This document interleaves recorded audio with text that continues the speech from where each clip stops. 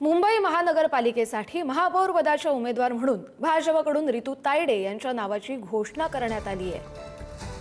तर शिवसेनेकडून उपमहापौर पदासाठी संजय घाडी यांना संधी दिली गेली आहे। रितू तावडे महापौर पदासाठी तर संजय घाडी उपमहापौर पदासाठी आपले अर्ज दाखल केलेले आहेत। मात्र ठाकरेंच्या शिवसेनेने निवडणुकीतून माघार घेतल्याने महापौर आणि उपमहापौर बिनविरोध निवडले जातील।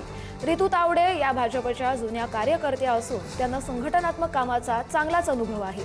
तर शिवसेनेने संजय घाडी यांच्यावरती विश्वास दाखवत उपमहापौरपद त्यांना दिलंय। मात्र घाडी हे केवळ 1.25 वर्षच उपमहापौरपदी विराजमान असतील, त्यामुळे शिंदेंच्या शिवसेनेकडून दुसऱ्या नगरसेवकांना देखील उपमहापौरपदाची संधी मिळणार आहे।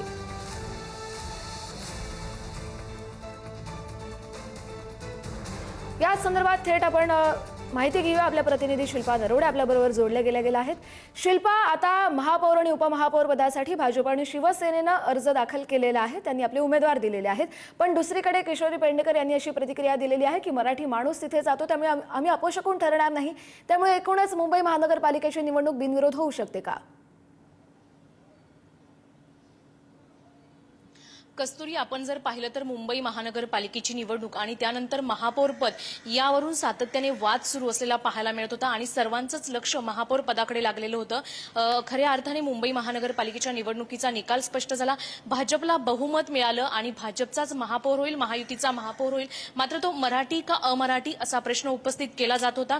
ठाकरेंच्या शिवसेनेकडून खऱ्या अर्थाने हा प्रश्न उपस्थित केला जात होता, कारण भाजप हा मराठी महापौर देणार नाही, त्यासाठी ही अस्मितेची लढाई असं देखील सांगण्यात आलं होतं। मात्र आज जर पाहिलं तर भाजपने उमेदवारी अर्ज दाखल केलेला आहे। उमेदवारी अर्ज दाखल करण्याचा संध्याकाळी 6 वाजेपर्यंत वेळ आहे।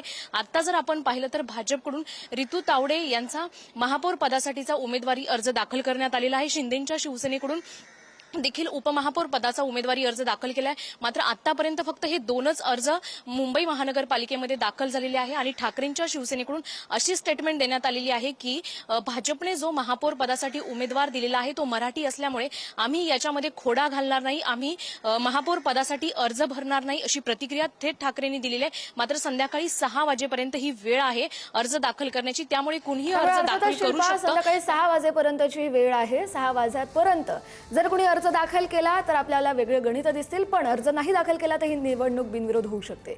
धन्यवाद।